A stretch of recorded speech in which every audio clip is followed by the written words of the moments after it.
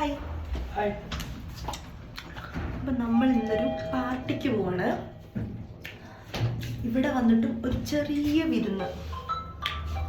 ശരിക്കും പെൺപിള്ളാരാണ് ലിഫ്റ്റിൽ കയറി ഇങ്ങനെ സ്റ്റൈലൊക്കെ നോക്കുന്നത്. കണ്ടോ?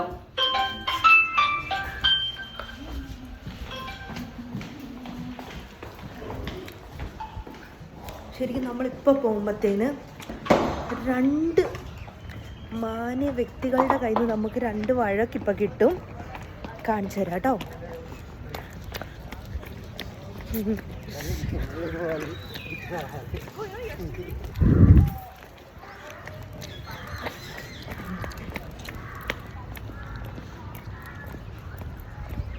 അപ്പം ഞാൻ എൻ്റെ ഔട്ട്ഫിറ്റ് ഒന്ന് കാണിച്ചു തരാം. എൻ്റെ ഔട്ട്ഫിറ്റ് ഇതാണ്. നമ്മളിത് നിഹാ ഡിസൈൻസിൽ നിന്ന് എടുത്ത ഒരു ഷർട്ടാണ് കേട്ടോ ഞാൻ പെയർ ചെയ്ത്. ഞാൻ പറഞ്ഞ രണ്ട് വ്യക്തികളിൽ ഒരാൾ ഇതാണ് കേട്ടോ.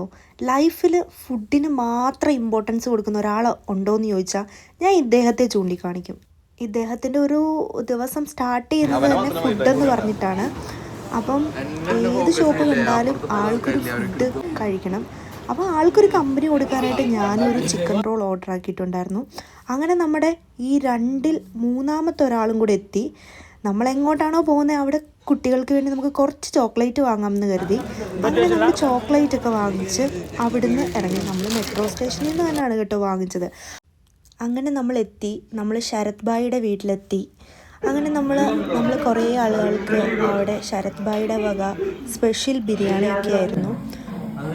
നമ്മുടെ കൂടെ എപ്പോഴും കാണുന്ന ആഷിയും വിവേകേട്ടനും ഒക്കെ നമ്മുടെ കൂടെ ഈ ഒരു പാർട്ടിക്കും ഉണ്ടായിരുന്നു കേട്ടോ. അങ്ങനെ ഇത് കണ്ടോ, ഈ കുട്ടീനെ ഫുഡിൽ സ്ട്രോബെറി വെച്ച് കഴിക്കുന്ന കുഞ്ഞിനെയാണ് കണ്ടത്. ഞാൻ സ്ട്രോബെറി കണ്ടതുകൊണ്ടാണ് കേട്ടോ സൂം ചെയ്ത് കാണിച്ചത്. അങ്ങനെ എപ്പോഴത്തെയും പോലെ ആഷിയുടെ വക ചിക്കനൊക്കെ കോരിയെടുക്കുകയാണ്. അങ്ങനെ എൻ്റെ കലാപരിപാടിയും സ്റ്റാർട്ട് ചെയ്തു കേട്ടോ. അപ്പം നമുക്ക് ശരത് ഏട്ടൻ്റെ വക ബിരിയാണി എങ്ങനെയുണ്ടെന്ന് ഞാൻ പറയാം കേട്ടോ. ശരിക്കും പറഞ്ഞാൽ കൊള്ളാം, അടിപൊളിയായിട്ടുണ്ട്. ഈ പ്രവാസികളുടെ എല്ലാം ബിരിയാണി ഒരു പ്രത്യേക ടേസ്റ്റ് തന്നെയാണ് കേട്ടോ. ഞാൻ എക്സ്പ്ലെയിൻ ചെയ്യേണ്ടതില്ലല്ലോ. എല്ലാ പ്രവാസികൾക്കും ഒരു പ്രവാസി കുക്കിംഗ് ലോകം തന്നെ ഉണ്ടായിരിക്കും.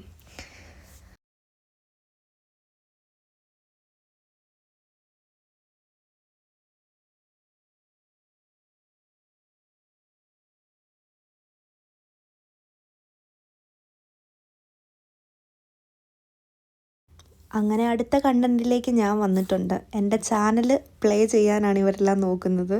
അങ്ങനെ എന്നെ ട്രോളാനുള്ള ഏക വഴി അത് തന്നെയാണ്.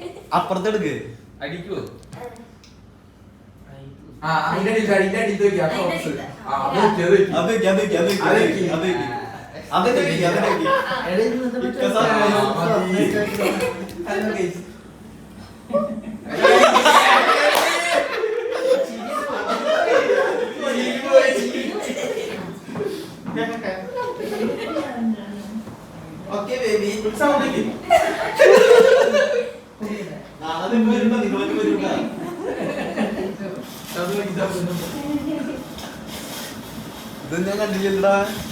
കുറച്ചുകൂടെ അഭിനയിക്കാണ്ട് ഇതൊക്കെ പഠിക്കട്ടെ. ശരത്ത് പോയില്ലെങ്കിൽ ഇതൊക്കെ പഠിക്കരുത്.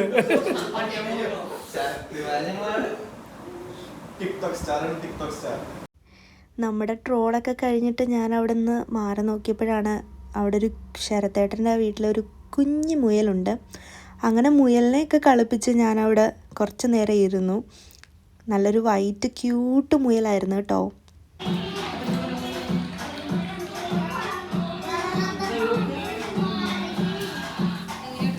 അങ്ങനെ ഈവനിങ് അവിടെ നിന്ന് ഇറങ്ങുന്നത് ഒരു ചായയൊക്കെ കുടിച്ചിട്ടാണ് കേട്ടോ. ഈവനിങ് നമ്മൾ നേരെ വീട്ടിലോട്ടല്ല പോയ ഒരു നൈറ്റ് മാർക്കറ്റും കൂടെ കാണാം കേട്ടോ.